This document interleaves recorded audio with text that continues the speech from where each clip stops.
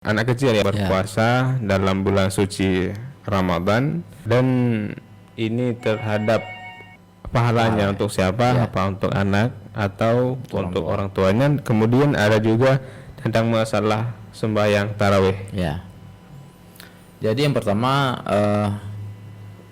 seseorang yang belum ditaklifkan hukum syariat seperti orang gila dan juga anak-anak yang masih di bawah di umur 15 tahun masih belum balik, maka ibadat yang mereka lakukan, salat yang mereka praktekkan, puasa yang mereka praktekkan, ini pahalanya untuk kedua ibu bapaknya. Pakon hana gebikan mian ya, karena galong perintah le wayan. Jadi le agama galong perintah ke anak mian untuk melakukan perbuatan tersebut. Yang perintah ke orang si untuk geyu oleh orang si ke anak mian, ke anak. Nah, jadi ketika orang si nak pubut yang geyu oleh agama, geyu anak ge yang 7 tahun guna untuk sembahyang, ada pernah segala rukun syarat segala macam. Yang le agama geyu ba orang si untuk le orang si geyu puasa kan dan le orang si nak pubut iu puasanya dan ge petente pernah rukun syarat segala macam. Nah, ketika nemi lakukan, nah maka nyan kebaikan ibadah yang dilakukan oleh neminya nyo gejuk pahala ke orang si, karena orang si yang kontrol buno anu minyo, dan karena orang si buno yang ge iu agama untuk le orang si ge iu ba anu min ba anu ge untuk dilakukan ibadat, maka gejuk pahala haimak me anu tanyo na puasa na sembahyang yang gejuk pahala oleh Allah kepada tanyo sebagai orang tua dari mereka. Iya.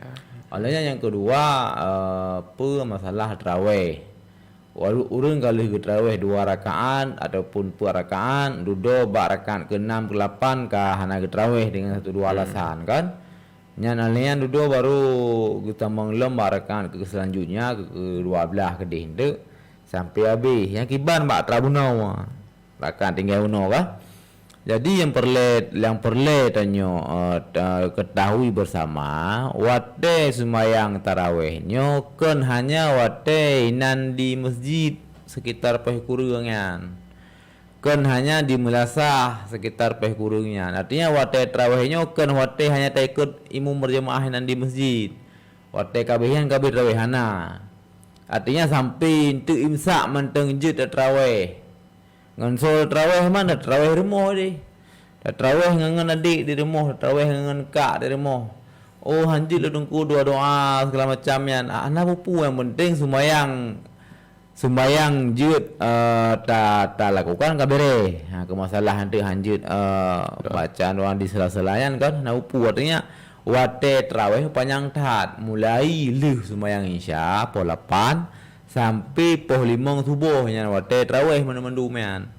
Jadi punya seperti tarawih hana hek tat bet apa hek ro tu. Contoh simak mono. Musuka nejak masjid. Ni sembahyang tarawih masjid nah lah 12 rakaat kan.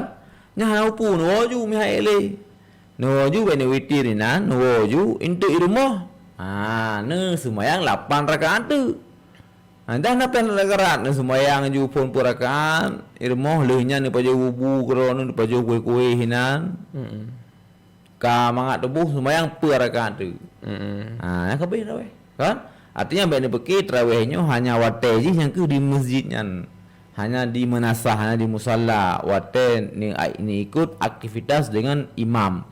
Kan nyantok wate tarawih, tapi wate tarawih luah sampai subuh untuk mentengna wate tarawih. Mentengna wate tarawih. Jadi hana habis dilakukan di musalla, di manasah di masjid, cuma ina kuasi 10 rakaat, 12 rakaat. Wate nuwo, wate nuwo be, ne peki kabeh tarawih, kaku han tarawih di sana habis lam irmuh aja tarawih dan bahkan dengan sangat leluasa. Sebab tak sembahyang irmuh kan. Dengan penuh rileks, santai yang bisa kita lakukan tarawih.